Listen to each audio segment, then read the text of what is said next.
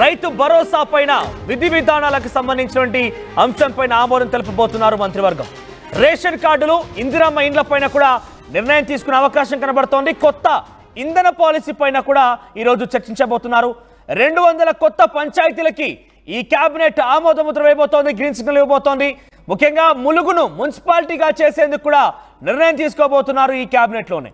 So అన్నింటికీ సంక్రాంతియే ముహూర్తంగా పెట్టుకున్నటువంటి Congress party ప్రభుత్వం ఈ రోజు దీనికి సంబంధించి కేబినెట్ ఆమోద ముద్ర వేయబోతోంది. రైతు భరోసాకు సంబంధించినటువంటి అంశంలో ఈ రోజు విధి విధానాలు విడుదల చేసి రేపటి నుంచి తిరిగి మరోసారి దరఖాస్తులు చేసుకునే విధంగా ఇప్పటికే రాష్ట్ర ప్రభుత్వం చెప్పుకొచ్చింది. 5, 6, 7 తేదీలలో ఈ 3 రోజుల్లో దరఖాస్తు చేసుకోవాల్సిన అవసరం ఉంది.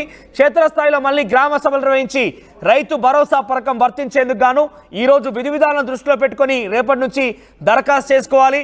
ఇక రైతు కూలీలకు సంబంధించిన అంశం పైన కూడా చర్చించబోతున్నారు. ఇదే పాటిగా మున్సిపాలిటీలకు సంబంధించి ఎన్నికల విషయంలో, పంచాయతీ ఎన్నికలకు సంబంధించిన విషయంలో ఎప్పుడు నిర్వహించాలి ఏందని దానిపైన కూడా కొలిక్కి తీసుకొచ్చే అవకాశం ఉంది.